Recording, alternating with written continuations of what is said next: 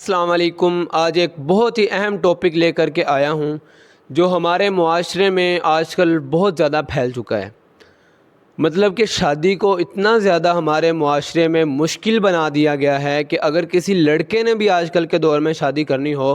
تو اس کے لیے بھی کرائٹیریا ہے وہ بہت زیادہ مشکل بنا دیا گیا ہے۔ اب دیکھیں، جیسا کہ ہمارے معاشرے میں دیکھا جاتا ہے، اگر کوئی لڑکا ہے وہ جلدی شادی کرنا چاہتا ہے یا اس کی خواہش ہے کہ میں شادی کر لوں، اب جب وہ رشتہ دیکھنے جاتے ہیں لڑکے کے گھر والے لڑکی کے گھر میں، تو لڑکی والے سب سے پہلے یہ ڈیمانڈ کرتے ہیں، وہ یہ نہیں دیکھتے لڑکا اچھا ہے، پڑھا لکھا ہے، قابل ہے، خوبصورت ہے، دل کا اچھا ہے یا دین پڑھا ہوا ہے، ان چیزوں کو وہ اگنور کر دیتے ہیں۔ وہ سب سے پہلے جو ان کا سوال ہوتا ہے وہ یہ ہوتا ہے کہ لڑکا کماتا کتنا ہے اور لڑکے کی جاب کیا ہے۔ مطلب اگر انہیں بتا دیا جائے کہ لڑکا نیک ہے یا دین کو فالو کرنے والا ہے، نمازیں پڑھنے والا ہے یا حافظ ہے یا اس طرح کا کوئی معاملہ ہے، تو وہ کہتے ہیں چلیں اچھی بات ہے، دین ہے اس کے اندر، لیکن اور اس کے علاوہ کیا کرتا ہے، جاب کیا کرتا ہے، کام کیا کرتا ہے، ہماری بیٹی کو کھلائے گا کہاں سے۔ مطلب مجھے اس چیز کی جو سمجھ نہیں آتی۔ اللہ کے رسول صلی اللہ علیہ وسلم کی حدیث ہے، اللہ کے رسول صلی اللہ علیہ وسلم نے تو یہاں تک ارشاد فرمایا تھا کہ اگر تم لڑکی دیکھنے جاؤ تو آج کل جو دیکھا جاتا ہے سب سے پہلے مال ہے، دولت ہے، خوبصورتی ہے، اس کے بعد دین ہے اور رنگ نسل، اس کے بعد جو نسل مطلب اعلیٰ خاندان ہے، یہ ساری چیزیں دیکھی جاتی ہیں۔ لیکن نبی صلی اللہ علیہ وسلم نے آگے فرمایا تھا کہ اگر تم سب میں سے اگر دین کو سلیکٹ کرو تو پھر وہ تمہارے لیے زیادہ بہتر ہے۔ اب زیادہ بہتر آج کل ہمارے معاشرے میں تو زیادہ بہتر کو کوئی دیکھتا ہی نہیں ہے، وہ یہ دیکھتے ہیں کہ پیسہ کتنا ہے، ان کے پاس پیسہ کتنا ہے، یہ جاب کون سی کرتے ہیں، کتنی اچھی جاب کرتے ہیں اور یہ کیا کام کرتے ہیں، یہ چیز ہمارے معاشرے میں جو دیکھی جاتی ہے۔ پھر لڑکیوں کا رونا اور لڑکی کے والدین کا رونا یہ ہوتا ہے کہ جی دہیج مانگا جا رہا ہے ہم سے اور ہماری بیٹی سے یہ چیزیں مانگی جا رہی ہیں،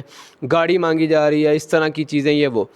دیکھیں، اگر آپ لڑکے کو اس طرح دیکھیں گے کہ لڑکا جاب والا ہو، کام کرتا ہو، اس کی جائیداد ہو، تو ظاہر ہے جو امیر لڑکا ہوگا وہ امیر لڑکی دیکھے گا نا۔ وہ اس کی بھی ایک کوشش ہوگی، اس کی بھی ایک خواہش ہوگی کہ اگر میں امیر ہوں، میں نے محنت کی ہے، کوشش کی ہے، جاب ڈھونڈی ہے، تو اسی طرح جو لڑکی بھی میرے ساتھ جس کی شادی ہو وہ بھی امیر ہو، اس کے پاس بھی جاب ہو، اس کے پاس بھی گاڑی ہو، اس کے پاس بھی بینک بیلنس ہو، تو میں اس لڑکی کے ساتھ شادی کروں۔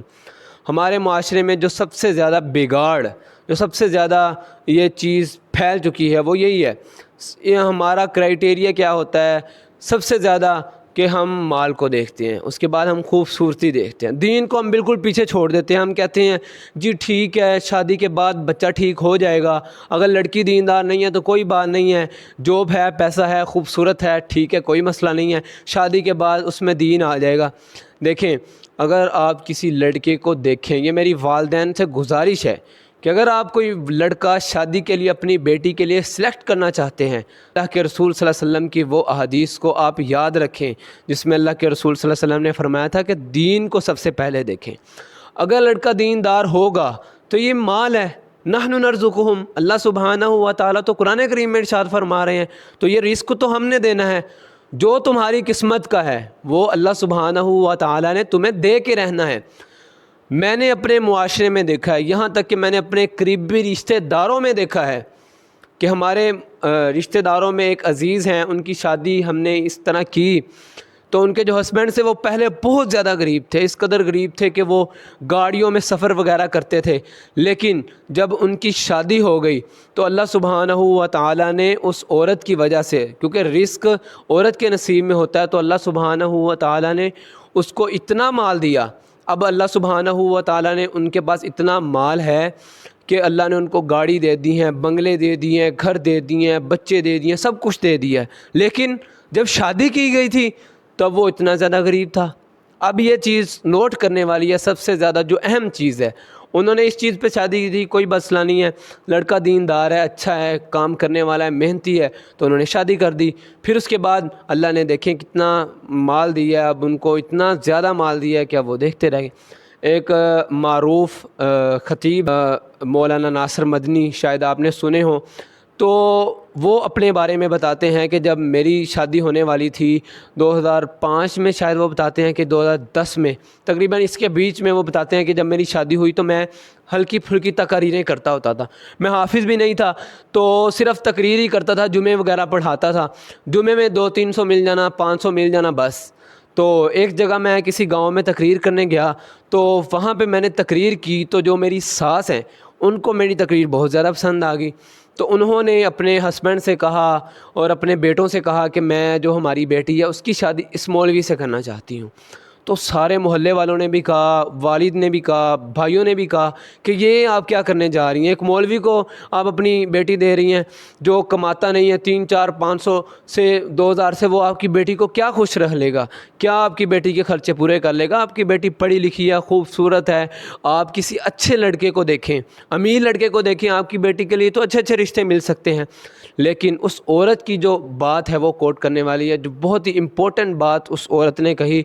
وہ آج اگر ہمارے معاشرے والے لوگوں کو سمجھ آ جائے تو یقین کریں آگے اس کہانی کو آپ مزید سنیں تو آپ کو اندازہ ہو جائے گا کہ جو عورت کی قسمت میں مال ہوتا ہے، رزق ہوتا ہے، اللہ سبحانہ و تعالیٰ اس کو دے کے رہتے ہیں. اور یہ میں اس چیز کو آپ کے سامنے واضح کروں گا. تو وہ مولانا ناصر مدنی بتاتے ہیں کہ میری ساس نے کرا کے میری شادی کروا دی. جب میری شادی ہوئی تو اللہ سبحانہ و تعالیٰ نے آہستہ آہستہ آہستہ آہستہ مجھے اس قدر ترقی دی کہ اب 2022 میں اللہ سبحانہ و تعالیٰ نے ان کو اتنی زیادہ عزت دے دی، 7 فارچونر گاڑی دے دی، بنگلہ دے دیا، لاہور میں گھر دے دیا، اور لوگ ان کے اتنے فین ہو گئے، سوشل میڈیا پہ اتنی ان کا چرچا ہو گئی، حکومت تک ان کے مطلب کہ بات چیت ہو گئی. تو یہ ساری چیزیں وہ بتاتے ہیں کہ اب جب میں اس علاقے میں جاتا ہوں اپنی ساس کے گھر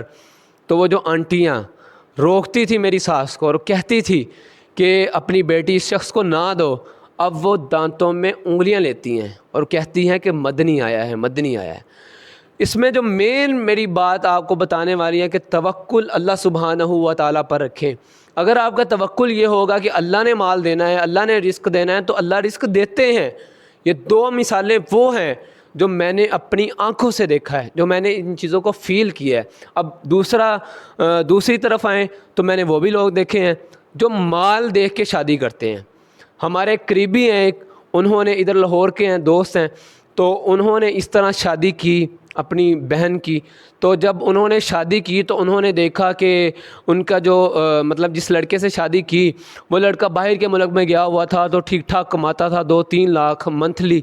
تو وہ بڑے خوش کہ اچھا خاصا پیسہ کما رہا ہے تو ہماری بیٹی خوش رہے گی. تو انہوں نے اس لڑکے کے ساتھ شادی کر دی. جب شادی کی، شادی کے کچھ عرصہ بعد، 6 مہینے سال بعد، وہ لڑکا وہاں سے واپس آ گیا پاکستان. جب واپس آیا تو تب آنے کے بعد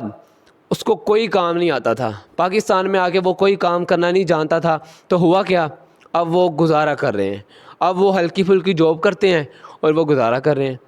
یہی چیز میں آپ لوگوں کو سمجھانا چاہتا ہوں، بتانا چاہتا ہوں کہ جب بھی آپ اپنی بیٹیوں کی شادیاں کریں یا لڑکے اپنی بیٹیوں کی شادیاں کریں، اپنے بیٹوں کی شادیاں کریں، تو اس چیز کو فوکس کریں کہ اللہ کے قریب کتنا ہے، اگلے کے اندر قابلیت ہے، کیا وہ محنت کرنے والا ہے، تو اس کی شادی کر دیں. رزق وہ ہے جو اللہ نے دینا ہے. رزق کی وجہ سے، مال کی وجہ سے شادی نہ کریں. اور مال کی وجہ سے یہ نہ ہو کہ آپ مال دیکھیں اور کسی کے پاس مال نہیں ہے لیکن وہ اچھا ہے اور آپ اسے رشتہ نہ دیں. تو انشاءاللہ معاشرہ بہتر ہو جائے گا اور شادیاں آسان ہو جائیں گی.